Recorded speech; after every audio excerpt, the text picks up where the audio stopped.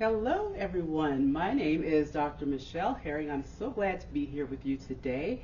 And today, I'm part of the series focusing on mental health treatment for those that may experience sickle cell anemia. So, as was discussed with our previous presenter, we are focused on helping individuals live their best life, so to speak, and mental health is certainly a part of that.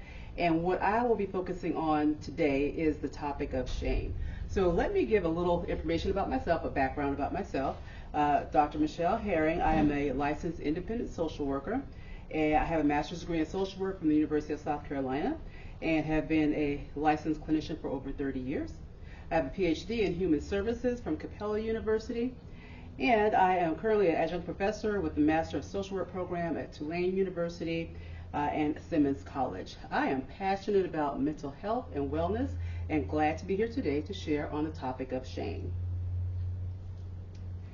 Okay, so I want to reiterate the purpose that was mentioned in the last presentation. So our purpose today is to empower health professionals, individuals, and families with relevant and effective mental health information to improve overall health and wellness outcomes for the sickle cell community. So as I move forward, and as was mentioned in the previous presentation, our physical health and mental health are interconnected. It is extremely important to take care of both. So today our focus is going to be on certain ways to improve our emotional health and well-being. So that is reiterating our purpose. So again, my topic is shame. And so that is a word we've all heard. We probably have been told before in our lives you should be ashamed of yourself, okay? Or we probably told somebody else that. So a very familiar word, but it can be a very powerful word in how we manage our lives. And so what I'm going to cover in this presentation, this is my outline.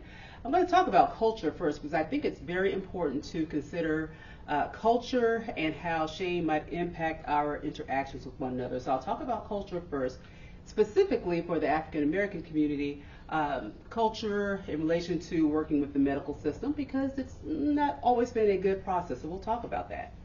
I'll give a definition of shame. I'm going to talk specifically about shame and illness. I found some pretty interesting research that I'd like to share about shame and illness. The negative impact of shame, and then moving towards feeling less shame. That is definitely the goal for each of us.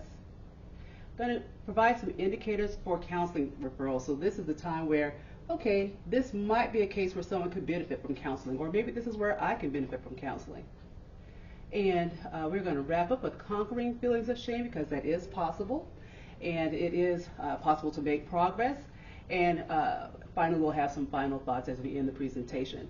I included this graphic. I thought it was cute. I kept going back to it. I said, you know what, I'm going to include it, because to me it's a depiction of how shame can be a dark cloud over our head. Okay, it's kind of always there. We're trying to escape it. Sometimes there's thunder, lightning, etc.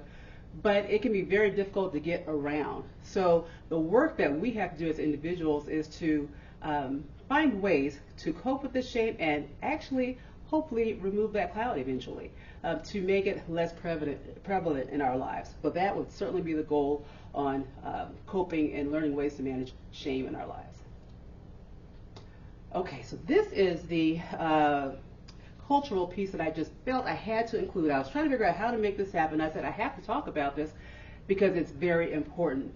Again, our topic's shame, but I want to talk a little bit about professionals that are seeking cultural competence. So as a mental health professional, a healthcare professional, it is extremely important that you are aware of your audience, so to speak. Okay, it's great to have training, that's awesome, but if you can't connect with individuals, you're going to lose them. So it is actually, I believe, the professional's responsibility to be available, to be open and receptive to understand culture. So specifically talking about sickle cell anemia that impacts a large portion of the African American community, we have to talk about the history of medical care and that community. So historically, there have been some bad things that have happened, to say the least. And the culture of mistrust is a real thing to consider when working with African American families. So for example, you're probably all familiar with the Tuskegee syphilis experiment, where basically black men were the disease was allowed to progress in their bodies. And this was research funded by the government. Treatments were available, but it was decided, nah, we're just going to see how this is going to pan out. So we had black men die, become permanently disabled, of course their partners as well. It was devastating to the black community. So have to talk about that because, again, we're talking about a system that's supposed to be there to help, but it has absolutely hurt in the past. Also, too, I briefly mentioned Henrietta Lacks. If you don't know that name, many of you might be familiar. She had a really difficult journey with her medical care, and the very short of it is that her body was mistreated. Okay, her parts of her body were taken from her without her consent. She was not given the best medical care. Again, we have to talk about a medical system that was racist and prejudiced and did not put the care of the individual first. Okay. So again, I felt that this was important because it's still present today. There are some valid reasons why people do not want to go to a doctor or have a very hard time listening or following directions of a doctor because can I really trust you? Historically, that might not have been the case for me or my family or my people. So that mistrust could absolutely be a barrier to someone engaging fully in their medical care. Okay. Also, a cultural component to consider is spirituality in illness. So in the black community, I would say that it's not uncommon for there to be a strong belief, and actually I'll tie this into recognizing support systems, informal supports. So very often churches are a support system that are very meaningful to individuals, and prayer and faith, very important. So as a professional, it's important to recognize these and not dismiss.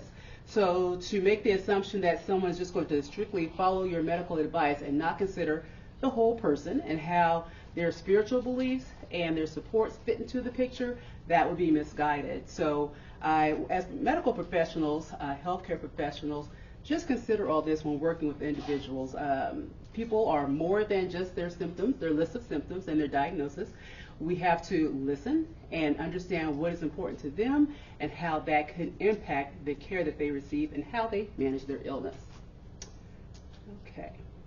All right, so let me get back to shame. So here's a definition that I located. So what is shame? Again, a familiar term. It can be a painful feeling of humiliation or distress that is caused by the consciousness, in other words, we're aware of, that we did something wrong or foolish, okay? All right, and also I have another definition. Shame is a focus on the self, and this is really, really important. So again, you have this feeling of humiliation because you did something that you realize, oh gosh, I shouldn't have done that. Ooh, that was a bad idea. But the focus on the self is the key. And so we can start some negative self-talk right there. I'm bad. Okay? I'm not good enough. And we feel ashamed of ourselves because of something that we did. Now, I will say that shame can serve useful purposes. I'm not saying that it's all bad because sometimes feelings of shame can help us to follow the rules, to follow laws, to do things that are socially accepted. Okay? However, there is a point where shame can be disruptive. Okay? If our internal talk, our internal dialogue is very negative, it can absolutely start to impact us, and we'll talk about that in a little bit, okay? All right. Okay, next I'm going to talk about why feel shame. All right, shame, as our previous speaker discussed, shame is talked about negative emotions, and shame is one of those negative emotions. Okay, so other negative emotions can include anger, frustration, or fear. Okay, these are emotions that are part of being human, so they're inescapable. So it is never the goal to never have shame, never have fear, never have anger. That's not realistic. The goal is how can I manage these emotions so they do not overtake me, that they do not impact my day-to-day functioning to a degree that's really debilitating. Okay, so again, natural human emotion, but there are many reasons that are unique to the individual as to why you might feel shame. So two people might have the exact same experience. One person might think, oh my gosh, I'm so ashamed about what I did, and the other not so much. And so it's not necessarily universally going to be felt the same by everyone. So again, it's a very personal experience, and I would venture to say that our shame is a personal thing. It's not something that we readily share with other people. Why? Because we're ashamed of it. We're going to keep it inside. And while that's understandable, as I move forward, I want to show how that can actually be dangerous if we hold those feelings inside. Okay? So, an example, you could feel shame because you didn't meet the expectations. And this is a classic example of children. If they, were told to do something, they didn't do it. I think probably maybe more than needs be, we make children feel ashamed about their behaviors. Is that always good? It could serve a purpose, but we want to be careful of that because we don't want to constantly heap shame on children because they could internalize, well, gosh, I always mess up. I'm never good enough. I'm never doing nothing right, and that's not okay. So we want to be careful not to overuse that. Okay? You might feel, and I'll move on to this first point, shame and illness. And I found this very interesting because I didn't know a lot of information, but as I did some research, there may be shame that is related to having an illness, or in this case, having sickle cell anemia. And you would think, why would someone feel ashamed about that? And so as I dug a little bit deeper, if you think about it, in our culture, we really value health and being well. And you probably all can think of times where, and just to be honest, we have our own biases. Sometimes we might judge someone who is ill because we might think, are you really sick? Or are you just kind of putting on to get special attention or whatever? So just being honest, that might happen. But if you are internalizing shame about your illness, how difficult that must be to manage for years and years, that maybe I'm not good enough. Maybe I did something. Did I do something to deserve this? Again, so it is extremely important to recognize our shame, and of course in this case about with sickle cell anemia, of course the easy answer is there should be no shame with that, but it actually can be present with actually many chronic illnesses. Okay, so I want you to remember this, that shame tears us down rather than builds us up. Okay, that is always going to speak negatively to us and not put us in a place where we're able to move forward. So, and how it does that, being different. So, as humans, we try very hard to conform. We want to be part of the crowd. That's very normal. We see that all over the place, social media, different places where people strive to be and act like other people. So if you have an illness, you're not, quote unquote, normal. And I use that term very loosely because what exactly is normal? But sometimes there is some feelings of shame about being different from everyone else. Okay, as I said, sometimes folks wonder, well, is it my fault? Did I do something to cause this? And you might consider, well, can I live up to expectations? So I have this ongoing illness. I have lots of difficulties, and people have expectations of me, or I have expectations of myself. Maybe I feel shame because I just don't think I'm going to be able to do all the things that I would like to accomplish or other people think of me. Okay.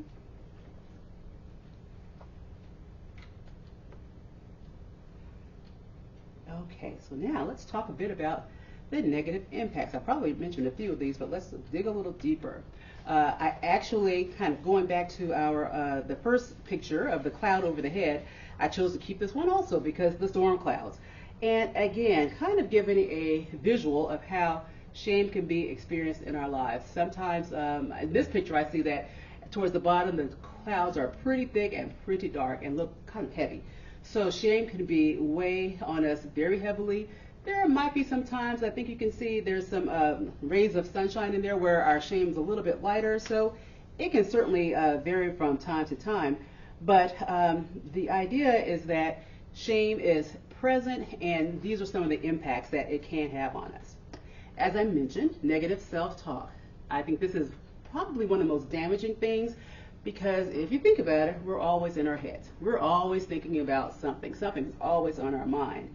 And if we have a great deal of shame, it can be quite a bit of negative things.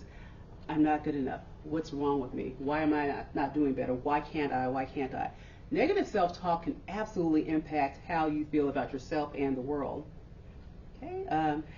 Shame can also make us withdraw. I'm not going to bother. I don't want to be around people. I don't know what they think of me. I'm afraid of what they think about me. I'm afraid of what they're going to say.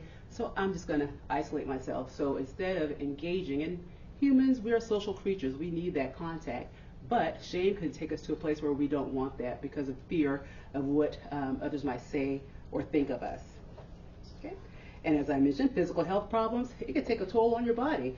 Again, it was mentioned how trauma can absolutely have physical impacts. Shame can do the same as well. We can start to feel, again, having those sleep problems, those negative thoughts, just pains, a variety of reasons, and everyone's unique and different, but it is actually possible to feel shame to a degree that it impacts our physical health. Okay, lowered self-esteem. I would venture to say if someone is carrying a great deal of shame with them for whatever experiences, they probably don't feel that great about themselves. They are probably not giving themselves that positive self-talk. They are probably not engaged in a lot of positive affirmations because the shame is so overwhelming that just kind of the negative talk crowds out everything that could be positive. So lowered self-esteem can be a sign that someone is feeling a good deal of shame, and again, certainly something that can be addressed in treatment. And kind of on the, I won't say extreme end, but it can be sadness and depression. Okay, it's okay to be sad. We are all sad from time to time. Life is hard. We have our struggles, and sadness is not an issue. It always becomes an issue when it's intense and ongoing, and we don't seem to have a break within the sadness. So having feelings of shame can lead someone to get kind of all these things and lead to, again, sadness and depression. And unfortunately, at the extreme end of depression, and what I mean by that is kind of severe, because depression could be pretty mild and just based upon the situation, or it can be debilitating where someone is not getting out of bed, they're not eating, they're not bathing, they're having thoughts of wanting to end their life. So anywhere along that spectrum, it could be pretty severe. And again, it's important to consider how shame might contribute to those thoughts. So considering all of these negative impacts, it is very important to consider how shame impacts the individual and what interventions can be taken. Okay? And so let me point out that no one, I would doubt anyone would experience shame, all the negative impacts, but again, some things to be aware of to possibly seek treatment for. Okay, so we've talked about some negative impacts, but there's always hope. There's always something positive around the corner.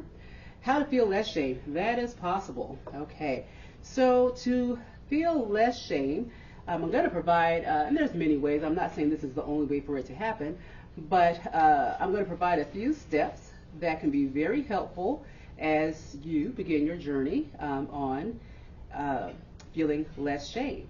Okay, so the first is explore. This could be a little bit painful, but it's very important. Okay, so understand what your shame is all about. Okay, it is important because it will be impossible for you to heal from your shame if you haven't identified it for what it is. Okay, again, this can be difficult because sometimes the shame is related to something traumatic that has happened to us. Maybe it might be multiple experiences, and going back and revisiting that can be difficult, but it's important because what we want to do in this step of exploration, what triggers our shame? What makes us feel those intense feelings of shame that we might want to isolate, withdraw? We need to recognize that, because if we don't recognize that step, then how are we going to then counteract those triggers? So we want to be able to identify those.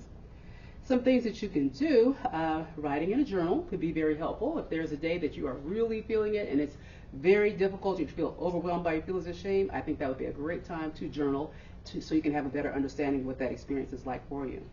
Okay. Next, we're going to embrace. Okay. So this one might not seem to make too much sense. Okay, embrace. Why would I want to embrace shame? Well, in order to heal from your feelings of shame, it is necessary to bring those feelings out from your internal world and into the light of day. This is really important because, as I said earlier, shame is a very personal experience that an individual has, and again, I would guess you just don't talk about this much because, again, you are ashamed. You want other people to know. So if you speak it, okay, you speak it, you put it out there, you're changing the power. You're actually diffusing the power of your shame, okay? But let's definitely do this in a purposeful way. So if you are to embrace your shame, what you want to make sure that you do is be prepared to love and accept yourself just as you are, okay? Surround yourself with people who will show you the same love and acceptance. This is key, because if you're exposing or embracing your shame and sharing it, makes you very vulnerable, okay? So I would say prepare to have people around you that are going to give you the support that you need, are not going to judge, but help you through that process, okay? And that's where I think you really find the folks that are really caring and want you to succeed. So bringing this back into the sickle cell community, this again could be family members that are supporting the individual that is diagnosed, or vice versa. So there, and also let's say the mental health professionals, and actually we'll get to this in a minute about reasons to refer or some indications to refer. But again, it is important for healthcare professionals to not look past this, to consider as they have interactions with the clients, patients that they have, is there a sense of shame there? They might not even be able to put a name to it, but you might get a sense that something's a little off, and that could benefit from having a supportive person to talk to. Okay? And so again, you want to show yourself unconditional love, because think about it, that's hard work. Identifying your shame, embracing your shame, talking about your shame, that is not an easy task to do, but given the right environment, it can be absolutely liberating. So I would say for friends, family, be prepared to be that supportive person that someone might need. Okay. And lastly, acceptance. Okay. It is important to re-examine your beliefs and attitudes about yourself. One thing about shame, shame will make you believe some pretty negative things about yourself. Okay. And if you constantly feed yourself that, over time you might start to believe it. I had a slide earlier, the definition, I am bad. You might really start to believe, I am bad. I can so that starts to cross over to every area of your life, and you feel that there's nothing, I'm not capable of anything. And that's not true, but you might start to believe that because you've been telling yourself that so often. So when you aim for acceptance, you have to start breaking that down, okay? That's not true. That's not who I am. That's not all there is to me. I am worthy. I am worth the effort. I am lovable, okay? And so that can be hard. You would think it'd be pretty easy, but it's not, because our minds are very powerful and send us very powerful messages that over time we can just start to believe and adopt. And again, it can be pretty damaging over time. But if we're going to accept ourselves, we have to start deconstructing those negative beliefs about ourselves. Okay. So we must be able to, in this step, accept your new reality that you are acceptable and lovable just as you are. Again, I have to kind of talk about today's society. There's so many expectations of what we should be or how we should act and what we should do. And we need to embrace our authentic self, okay? Living for other people is, we know it's just not going to have a good outcome. It's so important for us to be able to love ourselves first and accept ourselves first. However, again, this can be difficult to get out in society, so a great reason, yet again, to consider, and actually I'm going to move on to that right now, therapy, okay? So again, something that we want to stress in these presentations is the availability of mental health counseling. It is extremely important, and it can absolutely help with the negative self-talk, the feelings of guilt, shame, and move us to a better place, okay? So indicators for referral for professionals, health professionals, maybe you hear the person talking about feelings of shame. Again, they might not say the word shame, but you might get a sense that this person doesn't want other people to know, or feels bad because something happens within their illness and it impacts other people. A variety of things. As a professional, if you can get the sense that this person seems to be having some shame about their illness, that absolutely is a great time to make a referral for, and that person can process those feelings. Now, it's not, I will say, these feelings are not bad or wrong. They're feelings. They're not bad or wrong, but they can be counterproductive in the healing process. Okay, also, if someone is having has minimal support, so if the health professional sees this, or the individual, or it could be a family member that knows that their loved one just doesn't have a bunch of support. They have some, but they really could use some more support. This might be, again, a place for a referral for that individual to get support in the way of counseling. Okay. Another indicator, difficulty or unwillingness to discuss challenges of managing the illness. Sometimes, you probably all know this, we probably maybe have this experience, we know something's wrong, but we don't want to deal with it, basically. So we're just avoiding. And it's not that we don't care, it's not that we don't want to be well, but sometimes it's just very, very difficult, and actually avoidance could be a coping mechanism. Not a great one, but sometimes folks use it because whatever they're having to deal with is just so hard and difficult. So if health professional, if working with someone and they just really are not following through with medical instructions, or not really maybe understanding the scope of their illness, that might be an indication that they need support in accepting, going back to the previous slide, accepting what's going on so they can better manage the illness. Okay? And of course, symptoms of depression. Many healthcare providers have short inventories where specific questions can be asked, and it can be indicated that this person probably has some depression going on. That's relatively easy. Maybe doing that depression screen can be an indicator, and do it in partnership with the person. Just be transparent. I have some concerns. We're going to do this screen. With your permission, we're going to do this screen and see if you meet criteria for depression. Okay? Because if it indicates that you do, I have some resource for you. I have a referral for you, and I have the referral source here, the C.O.B.R.A Innermost Healing Counseling Service, along with the contact information.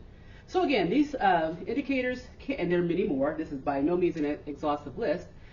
Can be for the healthcare provider, or the individual, or the family member. So whoever might see these issues coming up with the individual, it would be appropriate to make a referral and start the process. At least talk initially to a counselor about what you're feeling and decide if counseling is right for you. Okay. So some final thoughts.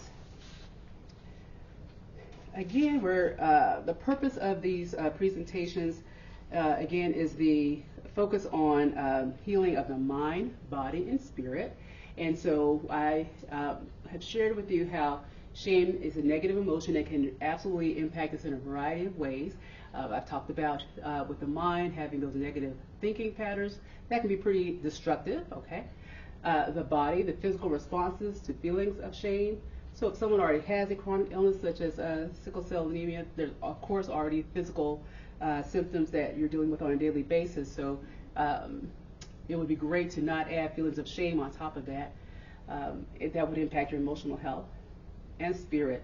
Shame may impact our spiritual connection. So again, sometimes I spoke a little earlier about that spirit. Sometimes if we feel that, okay, I've prayed, I've had faith, but I still have this illness. Is there something wrong with me? Is God angry at me? Is there something that I've done that I can't be connected? And so again, that's not the case, but those feelings of shame can break down that spiritual connection, which can be extremely important and really help someone with their overall mental health. So we are highly invested in making sure that, again, not just physical, the mind and the spirit are also nurtured. Okay? And so lastly, conquering feelings of shame. And so I debated whether or not to use the word conquering. I'm like, is that realistic? I said, as I did my research, it kind of compared that word in that it's a battle. It's never over. I don't think there's no end game with I'm not ashamed about anything anymore ever. No, it is an ongoing process that we all work on, and but we need to instill that hope that it can get better. It's ongoing, but very important work for each of us, whether we are a healthcare professional, family, individual diagnosed with sickle cell. It's important for each of us, okay? And the goal is for each of us to live our most fulfilling life. And moving forward, as the referral source was mentioned, please consider what is going on personally for you and family members, and consider that counseling could be a tool that helps you to live your most fulfilling life. And I think it would be a gift to yourself to give that an opportunity. Okay? And I have here's the references that I use. Feel free to look up anything, some great information there as well. Thank you so much.